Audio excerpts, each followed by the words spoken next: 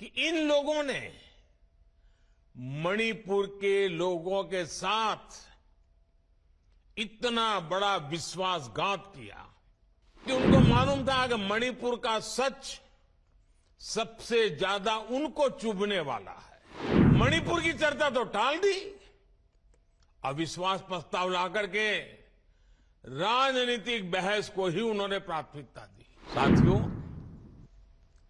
ये लोग सदन से भाग गए, ये पूरे देश ने देखा है। लेकिन ये बहुत ही दुखद है कि इन लोगों ने मणिपुर के लोगों के साथ इतना बड़ा विश्वासघात किया। सत्र प्रारंभ होने से पहले देश के गृह मंत्री उन्होंने इन राजनीतिक दलों से चिट्ठी लिख करके कहा था कि वो तत्काल मणिपुर की चर्चा करना चाहते हैं और अकेले मणिपुर पर विशद चर्चा हो जरूरी है। इतने संवेदनशील विषय पर पक्ष विपक्ष में विस्तार से बात होती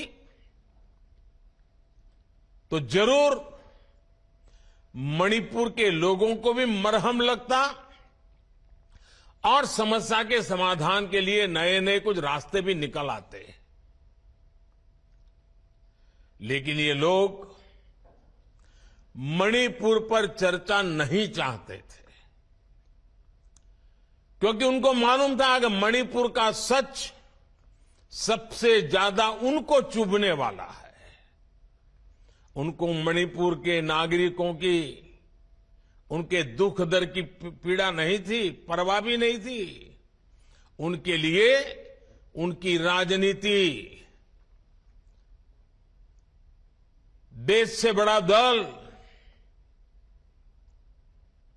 वो नहीं चाहते थे मणिपुर। और इसलिए क्या किया, मणिपुर की चर्चा तो टाल दी, अविश्वास प्रस्ताव लाकर के राजनीतिक बहस को ही उन्होंने प्राथमिकता दी।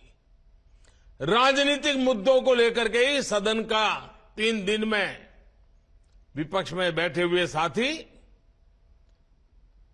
अपना स्कोर करने की कोशिश कर रहे थे। और उन्होंने इतने सारे विषय उठाए, इतने सारे उठाए और तरह तरह के अनर्गल आरोप लगाए, सिर पैर बीने की बातें की। क्यों? क्योंकि मणिपुर का विषय किनारे हो जाए। साथियों, ये सदन में भले ही व्यवधान डाल लें, लेकिन हम सभी भारतीय जनता पार्टी के कार्यकर्ताओं ने, हम सभी भारतीय जनता पार्टी के जनप्रतिनिधियों ने जनता के बीच जाकर के सच्चाई और उसको बहुत बारीकी से, सच्चाई के हर पहलू से तैयार होकर के लोगों के पास जाना ही जाना है।